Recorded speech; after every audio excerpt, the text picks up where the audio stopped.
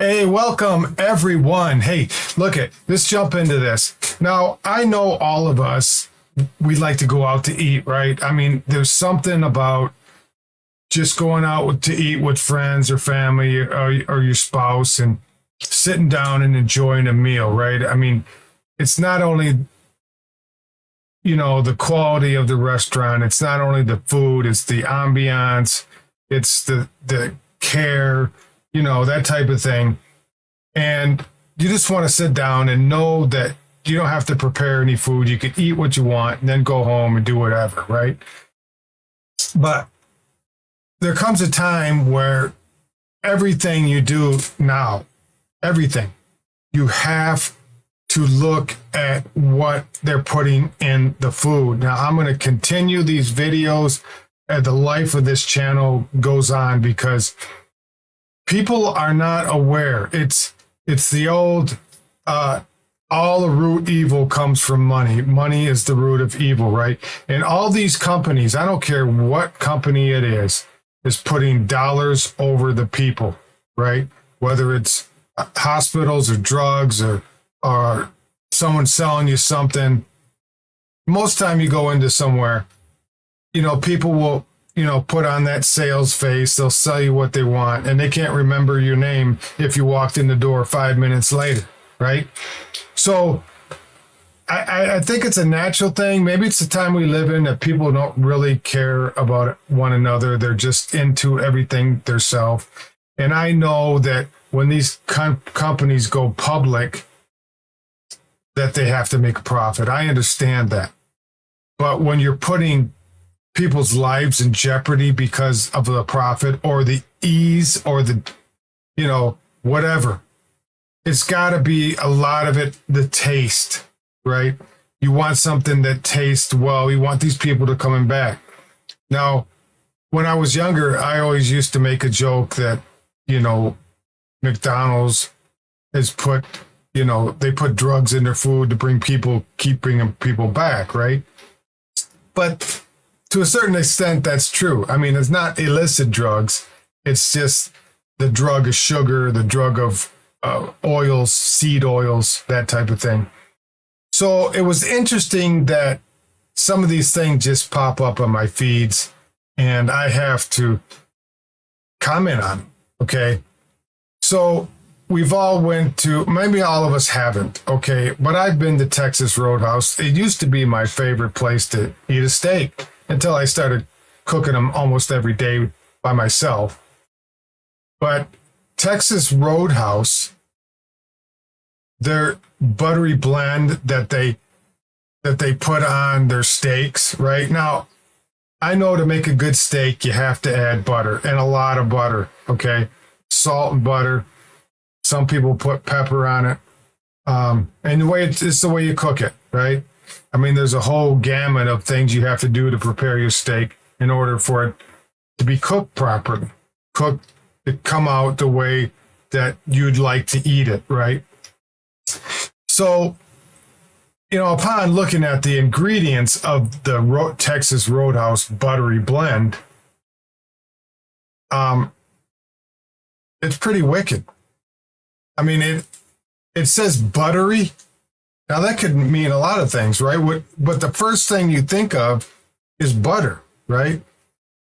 But it only contains 2%. Now, it says sweet cream buttermilk, right? Now, the ingredients are soybean oil, which is a definitely no, because you know that it's genetically modified. All soybean, unless it's grown by a farmer that's, doesn't paste that into his GMO or insecticides or whatever. And I'm not even calling it organic because that's just a farce in itself. But it has palm oil. It has salt, whatever kind of salt we wouldn't eat. It's probably full of iodine. And it has mono and diglycerides, soybean lithium, benzenite, sodium benzenite, artificial flavor,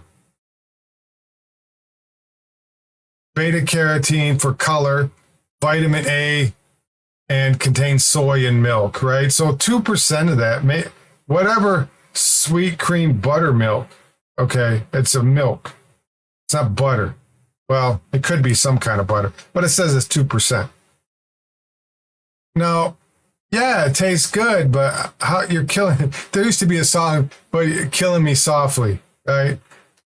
That is exactly because you're just killing you, right? So it's a continual thing. I don't care what it is or where it comes from, unless you meet the farmer, you see how he's feeding his meat, whatever it is. If it's a lamb, if it's a goat, cattle, whatever it is, unless you know what they're feeding it, and you get that home. Like I purchase grass-fed cattle, right?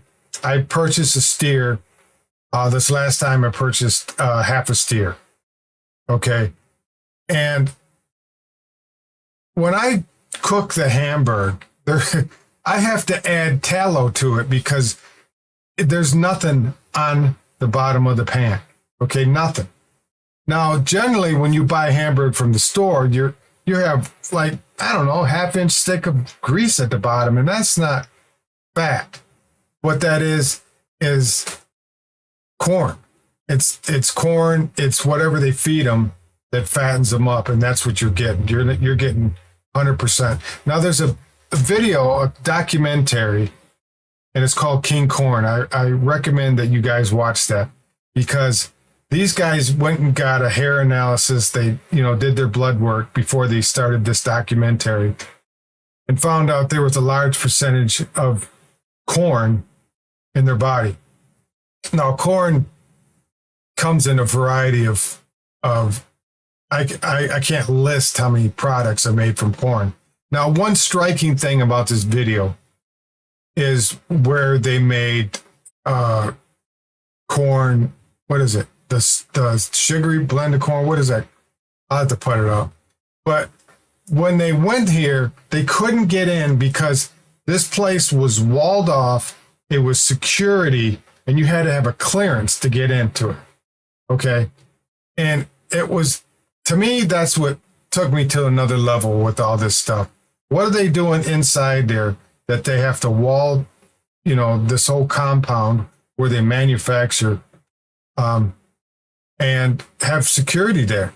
I mean, it was unreal.